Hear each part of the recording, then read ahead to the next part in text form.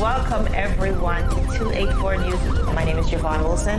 I'm Kamal Haynes. And I'm Ron Grant. And we are so thrilled and happy to be coming to you live out of the beautiful British Virgin Islands. The content continues via our website, 284media.com.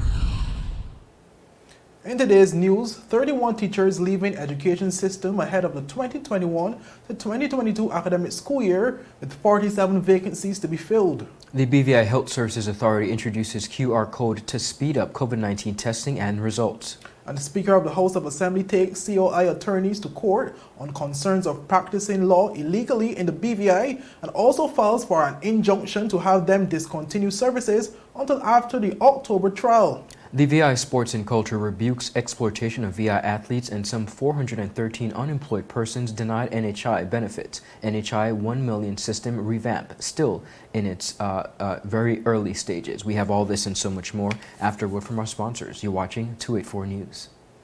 You value traditions. You value music.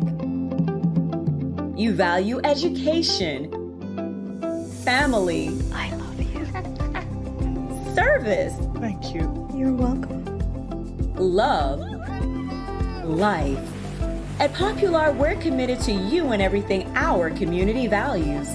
For the things you value the most, count on us. Popular. Well, welcome everyone. It's Wednesday, August 18, 2021. I'm Kamal Haynes. And I'm Ron Grant. We're coming to you live and direct from Tortola in the beautiful British Virgin Islands, from East End to West End, of course, remembering our sister islands of Virgin Gorda, Yas Van Dyke, and Anegada. We've got you covered. A happy Wednesday to each and every one of you. Before we get into our newscast, we're just mentioning a few items. The publication of the 2020 cabinet decisions have been interrupted by the 2021 COI, and that's throughout the investigation needed for bills not given governor's assent. Honorable Julian Fraser says that thorough investigation needs to be done with these bills. Efforts being made to properly regularize local fishers and farmers, says the Honorable Dr. Natalia Wheatley, and Honorable Natalia Wheatley also defends the 1 million sum allotted to the education sector from the Social Security Board grant. In addition to that, some 14 companies have submitted expressions of interest indicating their qualification and experience to participate in the tender process to construct the new classrooms at the Elmore Stout High School. Now, the companies will now be shortlisted, and the top 7 will be asked to submit tenders for the construction of the classrooms. This is the RDA's commitment to support the government of the Virgin Islands and the Ministry of Education, and of course, creating a much-needed space to, of course, accommodate students by April of 2022. In addition to that, viewers, our very own Javon Wilson sat down with the Honorable Minister of Education for parents, teachers, and of course students who are wishing to be updated on a number of changes ahead of the academic school year. Be sure to check out that interview on our website. And viewers, still in news from the Education Ministry, where some 31 teachers will be leaving the education system ahead of the upcoming 2021 to 2022 academic school year, leaving a total of 47 vacancies to be filled. But this was revealed by the Education Minister, Dr. Natalia Wheatley, during a recent session of the House of Assembly, while he was responding to questions posed by the 2nd District Representative Melvin Mitch Turnbull, who requested for the minister to give a detailed report on the respective vacancies within the school system. Well, according to Dr. Wheatley, of the 31 persons leaving, 12 are retirees, while the remaining 19 are persons who indicated they will not be returning to school. Take a listen. Mr. Speaker, at this time, it is difficult to say how many teachers and other staff will leave at the end of this school year, since information is still being received at the ministry. Mr. Speaker, at the primary level, there are 7 teachers who have indicated their desire to retire, and 5 from the secondary level. This gives us a total of 12 retirees throughout our system. Our records indicate that there are approximately 19 teachers who left during the current school year, or who have indicated that they will not be returning at the beginning of the upcoming 2021-2022 school year. As a result, the total number of teachers to be replaced is 31. I've been informed that some of these positions have been filled with the recent Teaching Service Commission interviews. Well, meanwhile, Dr. Willie also revealed that despite having 31 teachers departing the system, there are a total of 47 teaching vacancies to be filled. He provided a detailed list of all these vacancies. Mr. Speaker, please note that this information available to date is Altus Catliff Primary School, 1 teacher. Claudia Cricky Educational Center, 5 teachers. Enid Scatliff Pre-Primary School, 1 teacher. Esmond Henley Richer Learning Center, 1 teacher. Francis Letson Primary School, 2 teachers. Jos Van Dyke Primary School, 1 substitute teacher. Joyce Samuel Primary School, 1 teacher. Leonora Delville Primary School, 1 teacher. Virgin Islands School of Technical Studies, 3 teachers. Brigado Flax Educational Center Secondary Division, 8 teachers. Elmer Stout High School, 15 teachers. Teacher assistants, 8. Total to date, 47. Mr. Speaker, although 31 persons are leaving, there are additional teachers who are needed to complete the teaching staff for the upcoming year. Again, we are currently engaged in TSC interviews, and some of these positions would have been filled. In addition, the minister also said that a total of 40 positions are to be filled with specialist professionals in the public schools. He also detailed those vacancies. After reviewing the data for the Advent and Lent terms in our primary schools, we are able to project the following. Alexandrina Maduro Primary School, 2 learning support assistants needed. Altus Scatliff Primary School, Enid Scatliff Pre-Primary School, 1 needed. Claudia Cricky Educational Center, 1, currently serving once a week. Ebenezer Thomas Primary School, 1 needed. Enos Adams Primary School, 3 needed. Esmond Henley Richer Learning, 3 needed. Learning Center, 3 needed. And 2 aides to assist with hygiene, routines, and general supervision. Francis Letson Primary School, special education teachers, 2 needed. 1 shared with Willard Wheatley Primary School to help with load, and 2 learning support assistants. Jos Van Dyke, 1 learning support assistant needed. 1 learning support assistant. Joyce Samuel Primary School, 1 special education specialist needed. Leonora Delville Primary School, Ivan Dawson Primary School, 1 special education specialist needed, shared between the 2 schools. Willard Wheatley Primary School, 1 needed, an extra to work between 2 schools. Mr. Speaker, for those schools not mentioned, there are persons already in place to accommodate them. Regarding secondary schools, the projected need for specialist educators needed are as follows. Elmer Stout, grades 7 through 9, special education specialists, 1 per grade, 3 are needed. Learning support assistants, 2 are needed. Reading specialists, 1 is needed. Elmer Stout, grades 10 through 12, special education specialists, 2 are needed. Learning support assistants, 2 are needed. Reading specialists, 1 is needed. Brigado Flax Educational Center Secondary Division, 2 special education teachers are needed. 1 learning support assistant is needed. Virgin Islands School of Technical Studies, 1 special education teacher is needed. 1 learning support assistant is also needed. Well, as the minister stated, Ron, some of those positions listed have already been filled with the recent Teaching Service Commission interviews, Ron. And this news obviously is very concerning, considering that, is basically like a couple of weeks now before the next semester starts, in terms of the next school term starts, September 6th. And we would have seen how social media would have erupted after hearing this news. With a lot of persons very concerned as to where will these teachers come from in such short notice. Well, truth be told, Kamal, every year, once the school year rolls over, we have a number of teachers that would transition, some would retire, and some would just choose other professions. So I don't think it's necessarily such a huge surprise. What I think is a surprise to the general public is first and foremost the amount, and second of all, the timing in which this is being brought to the general public, which would question whether or not there's adequate amount of time time for the Commission and the Ministry of Education to actively pursue these vacancies and advertise for them, which means that while some of these vacancies would have been filled, the majority of them would not be. So we're beginning the school year with a lot of these vacancies not being filled. So I think that's where the question is coming from, but it's not a surprise that teachers would transition, teachers would retire, and every school year as we roll over, educators are well aware, and the ministry, I believe, is well aware that there's always some level of vacancies coming to the forefront. I think also too, in terms, before you move forward, a very important point to touch on is, it's such a short notice. You have to ensure you vet the correct persons as well, because you want to ensure that they come and they actually know what they're doing and they actually can teach the children and help them to progress in life.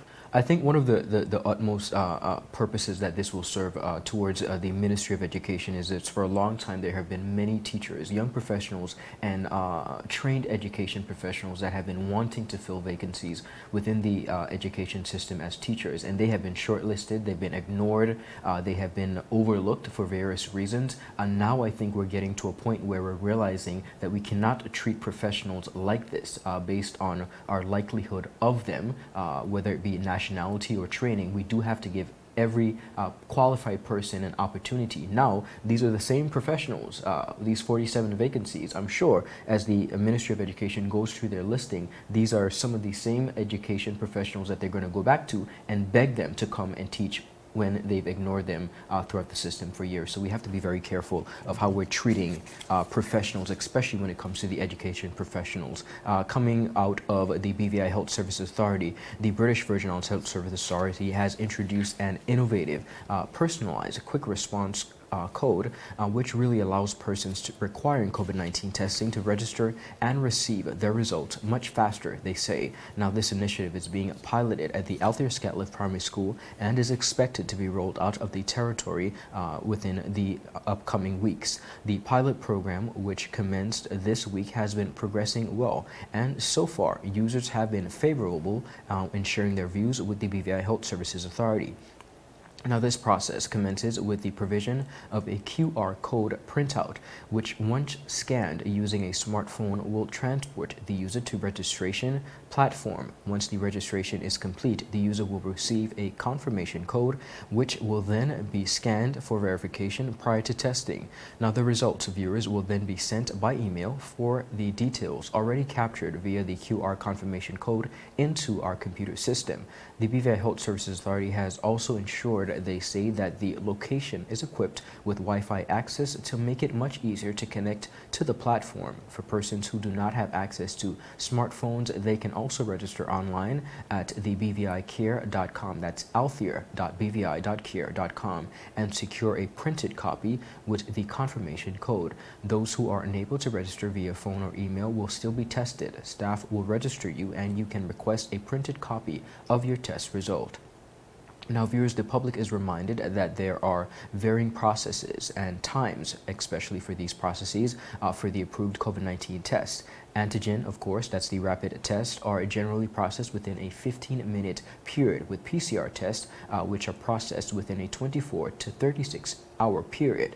The BVI Health Services, the Department of Information and Technology, has introduced the COVID-19 SMS results service to really help the public, they say, get faster, more convenient access to testing and results. Given the demand for COVID-19 tests throughout the territory, Director of the Department of Information and Technology at the BVI Health Services Authority, Mr. Mikey Ferrara, explained, and I quote, he said, using this new process, it will help with reducing the time of the patient, which is produced during the COVID-19 testing appointment, with speeding up of the turnaround for individuals receiving their tests. He further added that the QR code system will minimize the possibility of errors. If you have an upcoming appointment for a COVID-19 test at the Althea Scatliff Primary School, you can commence the registration process by using your smartphone to scan the QR code below. Kamal, this is very good news, I think, as we continue in the fight against COVID-19 across the territory of the Virgin Islands.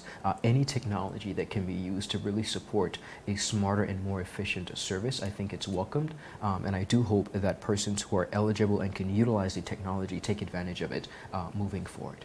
I hope so also indeed. Well, viewers, still ahead, Speaker takes COI attorneys to court on concerns of practicing law illegally in the BVI, and he also files an injunction to have them discontinue services until after the October trial, as well as VI Sports and Culture Rebukes exploitation of VI athletes. These and more stories after a word from our sponsors.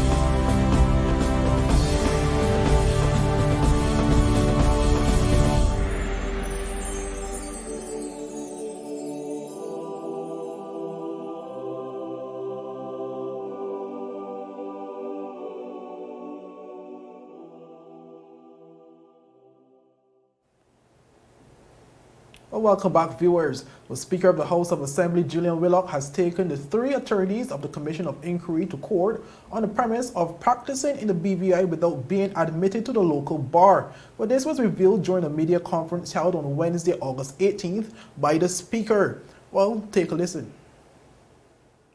On the 10th hearing day of the Commission of Inquiry, Mr. Richard Giro of Silk Legal inquired of the one-man commissioner as to whether the lawyers Billard Rawat, Andrew King, and Rhea Harrison, who are assisting the commission, were admitted to practice law in the Virgin Islands in keeping with Section 18 of the Legal Professional Act 2025 of the territory.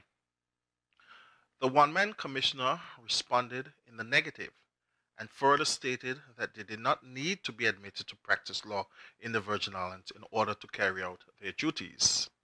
Mr. Hickenbottom, nevertheless, directed that the mentioned persons make an application to be admitted to practice law in the territory. The 3 Commission of Inquiry's lawyers then filed to be admitted to the BVI bar.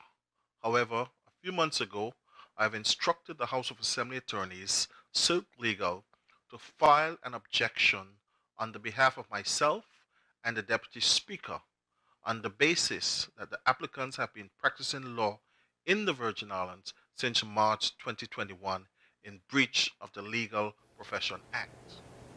Well, viewers, the Speaker then revealed that following the filed objection, the court ruled in his favor and decided to have a set trial date for October 2021 on the illegality of the attorneys practicing in the BVI, coupled with other queries of which the Speaker did not disclose. Their side raised the issue as to whether the Honorable Deputy Speaker and I had standing to make an objection. However, the court ruled last month that we did have standing and set a trial date for the case in October of this year. We had also raised other concerns, which I am not at liberty to disclose at this point, as the matter is alive before the court. Well, in addition, Speaker Willock has also filed for an injunction to prevent the 3 attorneys, Bilal Rurat, Andrew King, and Rhea Hartsoon, from continuing their COI-related duties until a ruling is handed down at the end of the trial, which is scheduled for October 2021. Trial. Furthermore, and bearing in mind that the practice of law is not confined to the courtroom, we have decided to seek a determination from the court as to whether the BVI's law as to whether in BVI law it is 1, lawful for lawyers who have not been admitted to practice law in the Virgin Islands to be appointed to act as barristers and or solicitors in Commission of Inquiries generally, and 2, if it is lawful for lawyers who have not been admitted to practice law in the BVI to carry out legal duties in relation to commissions of inquiries generally. Well, the speaker said if the court decides that the 2 points are not lawful, there will naturally be consequential orders, which he said he was not at liberty to discuss during the media conference. Obilop also said it was important to address this critical matter as the head of the BVI government's legislative branch, since no one is above the law of the territory. Ron, this is a very interesting development as we see again the Speaker of the House of Assembly in yet another court situation where he's, in this particular instance, defending the law of the territory. Indeed, we noticed that the saga that is the COI continues to unfold, and of course we'll keep our viewers informed. But continuing on, viewers, in a recent Facebook post, locally, the prominent sportsman, that's Dean Greenaway, shared his thoughts and frustrations over what he calls the exploitation of athletes. Greenaway, the brainchild behind the VI Sports and Culture Facebook page, said, and I quote, "Stop athletes' exploitation. Usain Bolt," he said, posted about this, and now I'm seeing it here in the BVI. The exploitation of our athletes, their name, image, and likeness is being used to sell shirts, and what does the athletes who work so hard get? Was their permission sought and consent given and a contractual agreement made? Our athletes are facing financial challenges with pre-Olympic Games treatments, bills, and upcoming competition bills. Will the proceeds go towards this, or is this solely capitalism at work? Now, he continued by saying this needs to be addressed and get the athletes involved as their name, image, and likeness is being used without their consent. This has to immediately be addressed. We cannot allow the exploitation of our athletes to continue, and they don't share in the spoils. Now, since, of course, the Facebook post by Mr. Greenaway, much of the persons have continued to really view in on the topic in the community. Of course, the recent success of our VI athletes, Chantal Malone, Kyron McMaster, and Elena Phillips. Some local businesses have created merchandise for sale, showcasing photos of the athletes without their permission. Our newsroom caught up with Mr. Greenaway, who said he felt it was important to bring this issue to the forefront, and added it is not only happening to athletes, but many other public professionals like musicians and media professionals. The sportsman's post created quite a conversation from community members, many of whom agreed with his plea. Olympian and the clockwork producer, the one and only Usain Bolt, recently spoke to the issue on his social media page. Bolt shared strong thoughts and encouragement to athletes about protecting their brands from the bandwagonists, as he calls it. He said, and I quote, in a media post, "A lot of athletes sought support from corporate Jamaica in their preparation leading up to heading to the Olympic Games and got no help. Athletes know your worth and power. Now they all want to jump onto your brand and your image for free." Kamal, we have been, of course, following the Olympics, and this is quite a very pivotal story and important one as we continue to traverse through the success of our territory and its athletes. These athletes have worked really hard, not only in this Olympic season, but they continue to make the BVI proud ongoing. And I think the valid point that has been brought to the forefront by Mr. Greenaway is one to consider, and I think there should be not some, but utmost consideration for the athletes and their hard work. Just like Usain Bolt said, they're protecting their brand, and they need to take this a lot more seriously. What I would like to see in the territory as it pertains to our athletes, and I'm not sure if this actually happens, but apart from coaches, they do need managers, and I think holistically, if they could really zone in on this, someone to protect their financial accountability and their brand, I think this will push it into a much better direction. Indeed, I totally agree in terms of some of the points you mentioned as well, but we also have to know in terms of, as you're saying, the athletes presently are struggling to even train financially, Yes. so to incur such additional costs may be a little out of the range at this time. But viewers, up next, 413 unemployed persons denied NHI benefits, and the NHI $1 million system revamp still in its embryonic stage. In addition, state funeral to be held for former Antigua and Barbuda Prime Minister Sir Leslie Byrd. We hear those stories when 284 News returns. The wait is over. CCT Fire is here. Experience ultra-fast downloads, seamless streaming, and even more reliable connectivity on an all-new fire-blazing super-fast CCT Fiber network. CCT Fire. Bring it home and upgrade today. Is business slow, cash flow down, hosting an upcoming event? We can help. Advertise with 284 Media and take your business or event to the next level by enhancing your present marketing and messaging strategies. Allow our team of experts to create a personalized ad that sets your business apart from all the rest. This could be your business or event. So, what are you waiting for? Contact our marketing team at 284media@cctbvi.com. Advertising with us works. Well, welcome back, everyone. Well, a total of 413 persons were kicked off from receiving national health insurance benefits after being either laid off or terminated from their place of employment. Well, this is according to the Minister of Labor and Immigration, Vincent Wheatley, who made a disclosure during a recent sitting of the House of Assembly. Well, Minister Wheatley was responding to a question posed by the opposition leader Marlon Penn, who queried as to the total number of persons who were kicked off the NHI system due to non-payment. Mr. Speaker, 413 persons were suspended from NHI due to unemployment. 413. Mr. Speaker, 75 persons registered as voluntary, and the remaining persons were given extensions by the Ministry for Natural Resources, Labor and Immigration to remain in the territory without NHI. Now that the territory is being reopened, these persons will be employed and payments made to NHI on their behalf will reactivate their benefits. So as soon as they start working and start paying in, we reactivate them so they can get the benefits of NHI. Well, in a subsequent question, Opposition Leader Penn asked the minister to update the public on the latest developments regarding the $1 million that was allocated from the stimulus funds to revamp the NHI system. Well, Minister Wheatley responded by informing the members of the House that the project was still in its embryonic stage. Speaker, the $1 million has since been transferred to NHI. Thus far, request for expressions of interest was prepared, and interested persons or companies were invited to submit an expression of interest to undertake the development of a comprehensive request for proposal. The intention is to undertake a comprehensive review of the NHI system and accompany recommendations for improvement, viability, and sustainability. It's a work in progress. Thank you. Well, viewers, Penn then asked the minister to provide a timeline for the completion of the project, stating that the monies were allocated approximately some 6 months ago. But he stressed on the need to have the project completed since it is an integral component of the BVI society. Minister, as minister responsible for NHI, and we know the issue, we have some 400 and something persons that have been kicked off, and we continue to hear the issues surrounding NHI and the need to deal with it, getting it revamped.